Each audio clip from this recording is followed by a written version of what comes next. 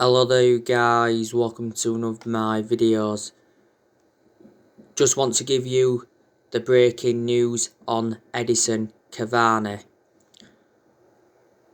So Edison Cavani has been given a 3-match ban and he's been fined £100,000 by the FA for the racist comment that he put on social media the other month.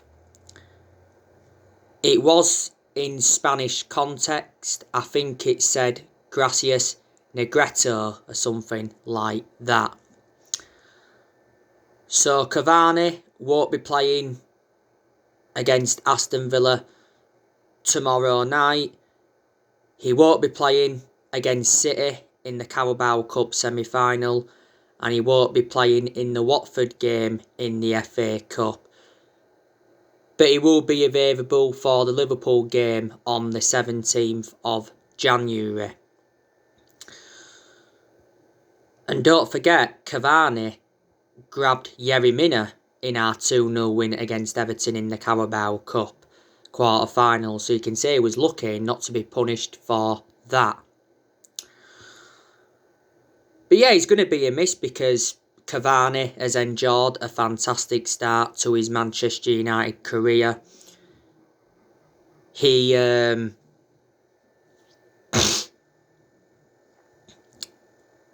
played against Wolves recently.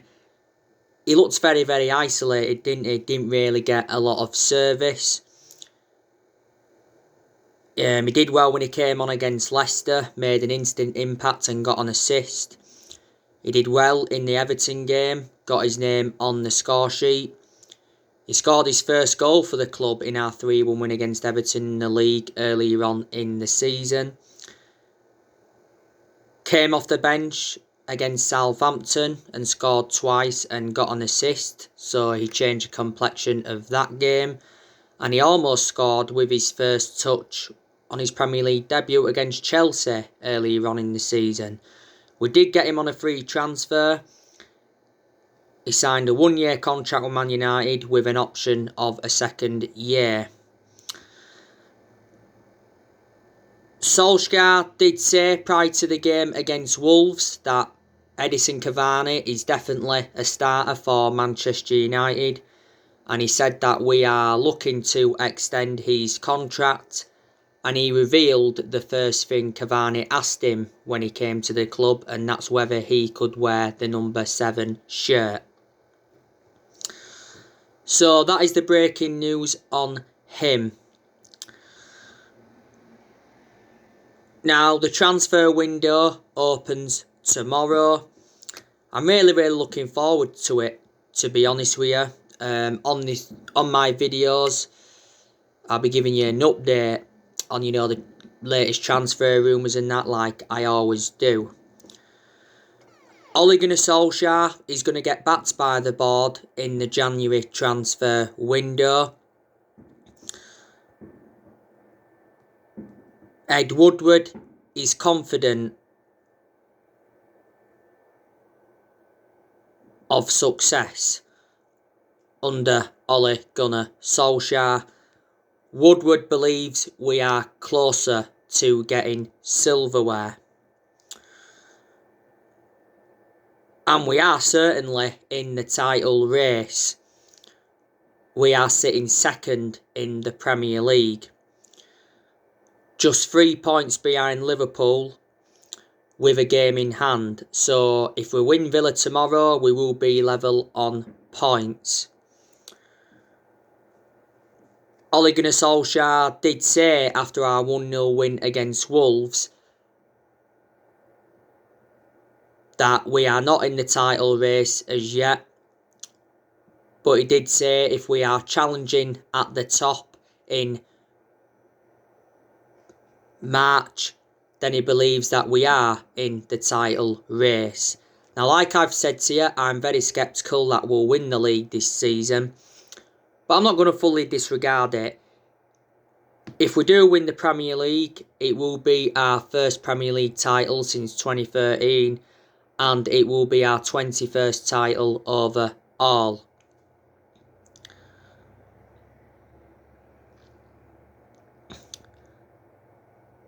won't it? But like I've already said to you, if we win the Premier League this season, that would be remarkable. But if we finish in the top 4, top 3 this season, and we won a trophy, and it wasn't the Premier League, I still think that would represent a very good season for Man United, and that would give us something to build on. The January transfer window is going to be Ole Gunnar Solskjaer's 5th transfer window as Manchester United manager.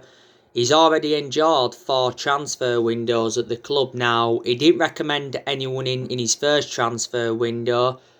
That was January 2019, wasn't it? But in the summer of 2019, we recommended Daniel James and Wan-Bissaka and Harry Maguire in. In January, he recommended Bruno Fernandes in and Odi Nagalo in on loan. And in the summer transfer window of this year, he brought Donny van der Beek in, Alex Telles, Edison Cavani, Facundo Pellistri and Amad Diallo Traore. So he has made some good signings. We have got a lot of players on our agenda. Now, you already know the news on Moises Caicedo from Independiente del Valle. It said a few days ago that a deal has been agreed for him. He said not so long ago that he was undergoing his medical at Man United. And he was set to sign a 5-year contract, and we're going to get him for like 4.5 million with add-ons included. Caicedo has already revealed that his favourite club is Manchester United. He said earlier on this month that Chelsea were looking to hijack our move for the player, and Chelsea have been in negotiations. Also mentioned that Brighton and Newcastle have been interested. Made his debut for Independiente del Valle around 14 months ago. He's got a contract with them, is it, till 2024? And I think he's played for Ecuador around 4 times. So if he comes to Man United, he will be the second Ecuadorian to represent the club after Antonio Valencia. He's a holding midfielder and he's just the age of 19. Now, you know the news on Max Aarons. I give you the news on him yesterday. It was stemming from the Daily Mail and the Express, saying that Manchester United are interested in Max Aarons.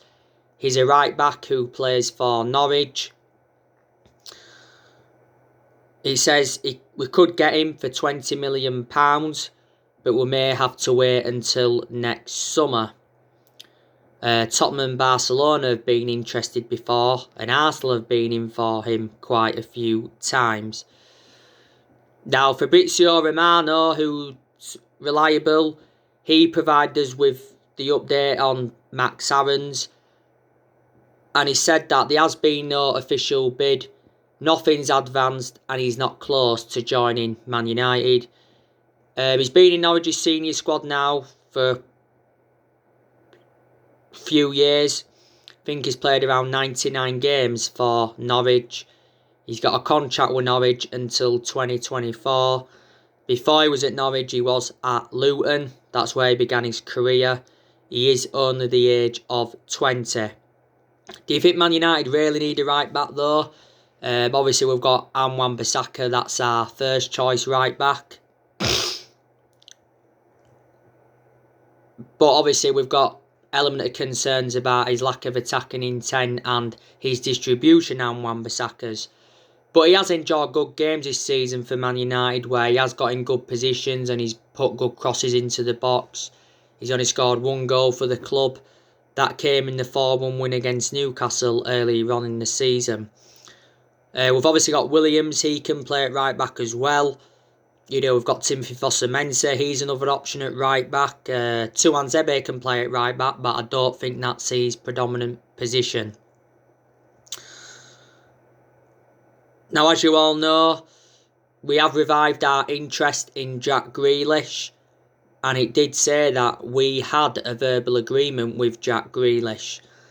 Now, he was one of our priority targets during the summer transfer window. but Villa's valuation was £80 million. We was not willing to meet that valuation, so that's what put us off. And we had concerns about where Grealish would fit in the team. Back in September, he signed a 5-year contract with Aston Villa. Up until this point, he spent the entirety of his career with Villa. You know, he's been a Villa player since the age of 6, and he's been in their senior squad since 2014. So he has, since then, he's become an integral part of their team. Most of the time now, he plays on that left-hand side. I think we're going to go in for him in the January transfer window, because Villa said not so long ago that they're expecting bids from us and Manchester City. Like I said, most of the time he plays on that left-hand side. Now, he's very, very effective there, though.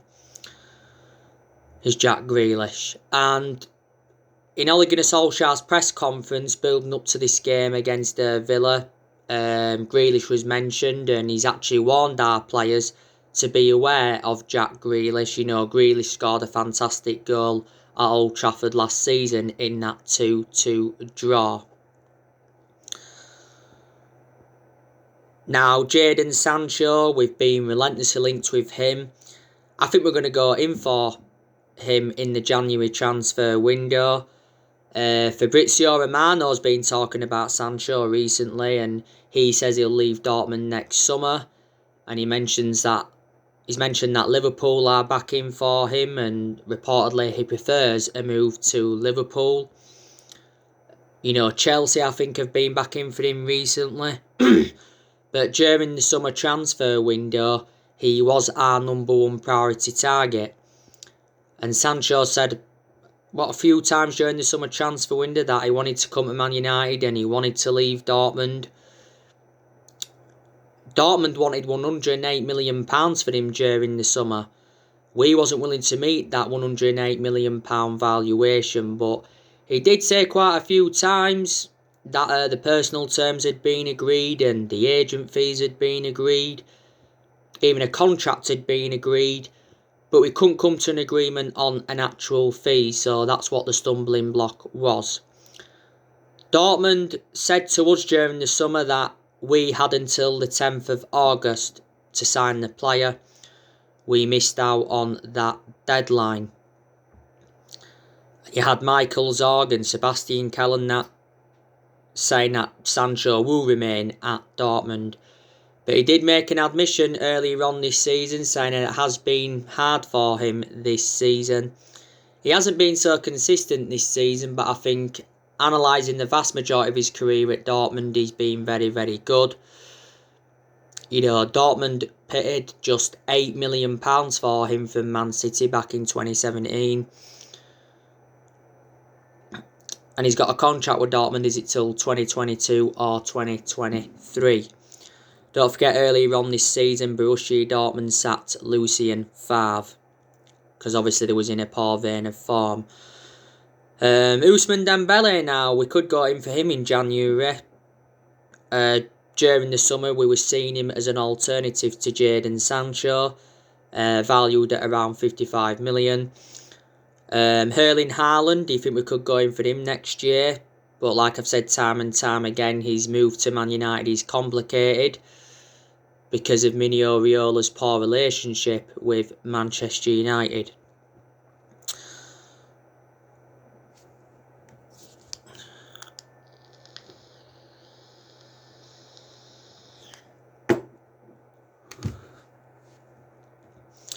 You know. So yeah. And we're going to focus on the outgoings next year as well as the incomings, because there is still deadwood at the football club that we do need to get rid of. And I've already gone through with you the players that I think will leave Manchester United next year. But yeah, we have been in a very, very good vein of form. We're unbeaten in our last 9 league games. We haven't lost since Arsenal beat us 1-0. We've also done very, very well away from home. We haven't lost away from home in the Premier League this season, which is good. It's a shame we didn't beat Leicester, because if we'd have beaten Leicester, then that would have been 11 away wins in a row in the Premier League. We've won 3 games at Old Trafford in the Premier League so far this season. We haven't been so good at Old Trafford, have we? Obviously, we beat West Brom 1-0. You can say we was very fortunate to win that. We beat Leeds United 6-2, the best game we've enjoyed this season. And we beat Wolves recently 1-0. But Ole Gunnar Solskjaer is not under pressure now as Manchester United manager. But he has been under pressure quite a few times since he's been appointed in, because we have endured bad periods, haven't we? And obviously there was talks of Mauricio Pochettino coming in. He was the favourite to take over at Man United. You know, Julian Nagelsmann was on our agenda.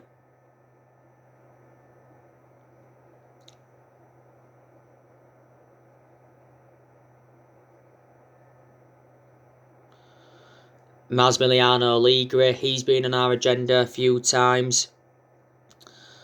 So there you go. I have got to give Ole Gunnar Solskjaer a lot of credit, because he's got us up to 2nd place in the Premier League. And no one thought near the end of 2020, you know, that we would be 2nd place in the league. Because we did enjoy a poor start to this year. And we also enjoyed a very poor start to this season. We enjoyed a poor start at the first part of last season. I've also got to give him credit because he's got us to the EFL Cup semi-final. You know, he did well last season, his first full season. He got us qualification for the Champions League, got us 3rd, and he guided us to 3 semi-finals. Like I've mentioned, he's made good signings at Man United. You know, we've seen a lot of players depart the club since he got recommended in. So, yeah. Like I said, the thing that concerns me about Solskjaer is his decision making, because in a lot of his games at Man United, he has been tactically naive, and obviously the mistakes he's made have cost us games.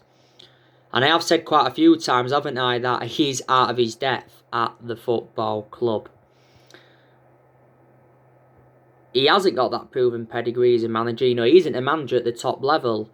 But to say he's not a manager at the top level, he's done very, very well with Man United, hasn't he? Because obviously before he came to us, he was at Molde. He won a few Norwegian titles at Molde. And before he was at Molde, he was at Cardiff. His record was absolutely disastrous at Cardiff. But you could say, reflecting now on he's been at Man United, he's learned quite a bit and he's gained some managerial experience. You know, he has been at the football club now for just over 2 years.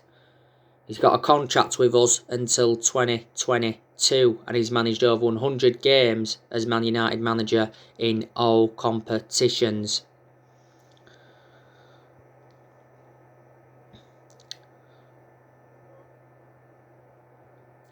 But yeah, big game tomorrow night against Aston Villa. I'm really looking forward to it. I recently gave you my preview, didn't I? This morning I give you my starting 11 prediction, and I recently give you my reaction to Ole Gunnar Solskjaer's press conference ahead of the game.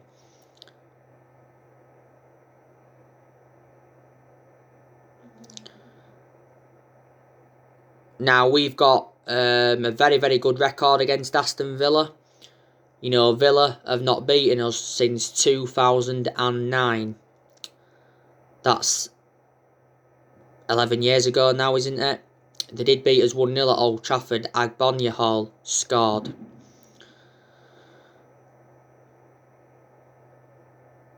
Like I said, the game last season was 2-2 at Old Trafford, but we beat them 3-0 at Villa Park. Aston Villa are in a good vein of form. I think they're unbeaten in the last, 5 games. They recently drew with Chelsea 1-1. They've beaten Liverpool this season 7-2. They've won at Leicester this season. They've won at Wolves. They won at Arsenal 3-0. And Dean Smith's done a pretty good job with Villa. And they have got some good players that we need to be aware of. Like I said, Jack Grealish is their best player. Trezeguet, he's one of their key players. He's out with injury at the moment.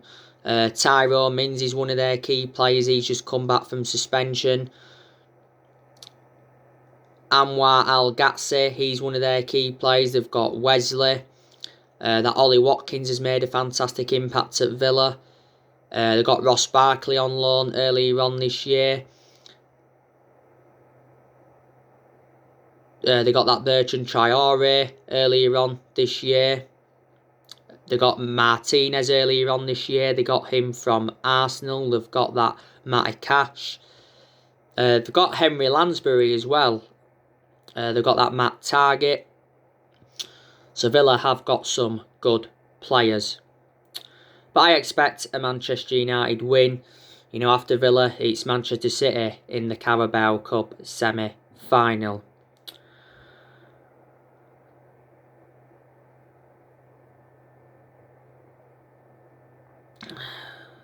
There's 3 trophies we can pursue this season, and that is the Carabao Cup, the FA Cup, and the Europa League. Or should I say, there's 4 trophies we can pursue, because obviously there's the Premier League as well. But like I said, I think we'll win at least one this season. It's very imperative that we do win a trophy, because we haven't won a trophy for almost 4 years. And I want us to get our first trophy on the board under the Ole Gunnar Solskjaer era. Like I said, no manager at Manchester United or no manager in general will replicate Sir Alex Ferguson's legacy, and they won't last as long as he did. But we are certainly now getting competitive, aren't we? Look at Ferguson. He didn't settle in straight away because he didn't win out in his first 4 years at the football club. Before Ferguson came into the equation, we was inconsistent. Since Ferguson left, we have been playing catch-up, haven't we? We've sacked 3 managers since Ferguson left, and that was Moyes, Louis van Gaal and Jose Mourinho. Not only that, we've spent, over £1 billion on players in the last, 7.5, 8 years? We brought around 36 players in since Sir Alex Ferguson left. And only won 4 trophies since Fergie left as well. We won the FA Cup under Van Gaal, and the Europa League, the League Cup and the Community Shield under Jose Mourinho. You know what I mean? But during the summer transfer window, Ollie was definitely not backed enough by the board. And Ollie showed his frustration towards the board quite a few times during the summer. And I said to you, didn't I, that Solskjaer was facing the same problems what Mourinho was facing, because Mourinho made it clear to our board in the summer of 2018 that he wanted to recommend a centre-half in, and obviously never got that centre-half in. There were a few other reasons as well why it didn't work out under Mourinho, is because he had bad disputes with the board, and he did have bad disputes with the top players.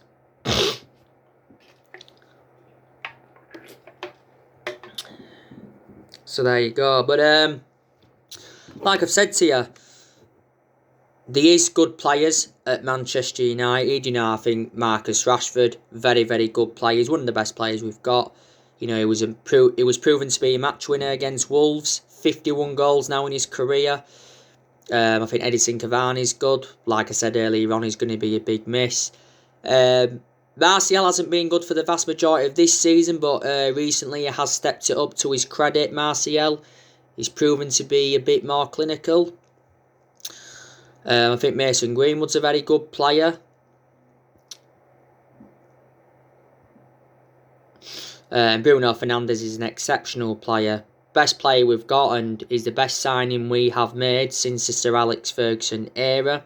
He's just made a difference in the team, and Fernandes knows how imperative it is for Manchester United to win trophies. He was disappointed that we didn't win one last season.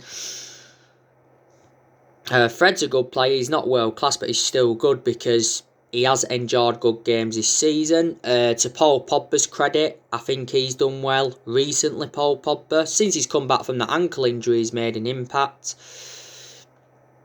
I think McTominay's good when he wants to be. Luke Shaw's a good left back, but my only element of concern about Luke Shaw is that he is injury prone.